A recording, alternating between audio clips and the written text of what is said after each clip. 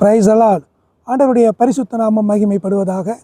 கிறிஸ்துவுக்குள் பிரியமானவர்களே, உங்களுக்கு சமாதானம்.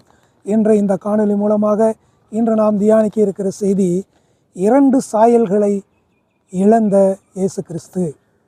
கர்த்தராகிய இயேசு கிறிஸ்து பரலோகத்திலே அந்த தேவ சாயலோடு மகிமையாய் வாசம் பண்ணி கொண்டிருக்கிறார். ஒரு நாள் பிதாவாகிய தேவனால் இந்த பூமிக்கு அனுப்பப்படுகிறார். அப்பொழுது தேவ சாயலை இழந்து மனித ரூபம் எடுத்து அடிமையின் ரூபமாக இந்த பூமிக்கு அவர் அனுப்பப்படுகிறார். இந்த பூமிக்கு அவர் அனுப்பப்படுவதன் நோக்கம் என்ன? வேத வல்லுநர்கள் சொல்கிறார்கள் 32 காரணங்கள் இருப்பதாக. அதிலே பிரதான நோக்கம், ஆதாம் ஏதேன் தோட்டத்திலே படைக்கப்படுகிறான், தேவ சாயலாக படைக்கப்படுகிறான். ஆனால் அவன் அந்த சாயலை பாவத்தில் விழுந்ததால் இழந்து விடுகிறான். அந்த தேவனுக்குரிய குணாதிசயங்களை இழந்து விடுகிறான்.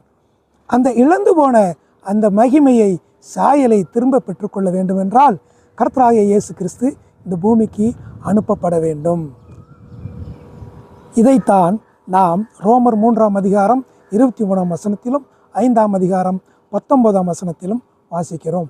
மனித சாயலாக மனிதனாக பிறந்த இயேசு கிறிஸ்து 33 ஆண்டு காலம் இந்த பூமியிலே வாழ்ந்து சகல ஜனங்களுக்கும் சுவிசேஷத்தை அறிவித்து அவர்கள் மனம் திரும்ப வேண்டும் என்று விரும்புகிறார்.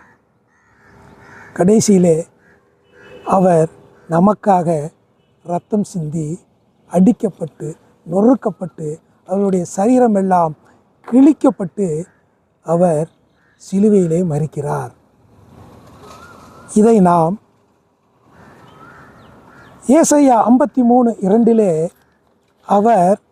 அவரை பார்க்கும் பொழுது அவருக்கு விரும்பத்தக்க ரூபம் இல்லாதிருந்தது என்கிறார்.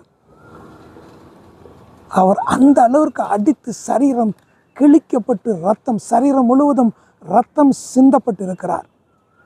அவருடைய ரூபம் இல்லை. அவரை பார்த்தால் கிறிஸ்து என்று அடையாளம் பார்க்க முடியாத அளவிற்கு அவர் தன்னுடைய மனித சாயலையும் இங்கே இழக்கிறார்.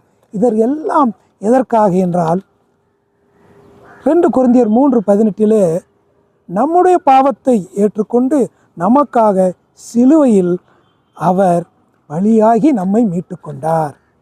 மீட்பை பெற்றுக்கொண்ட நாம் அவருடைய சாயலை பெற்றுக்கொள்ள வேண்டும், மறுரூபமாக வேண்டும். இதற்கு நாம் ஒவ்வொருவரும் பிரயாசப்பட வேண்டும். ஆமென்.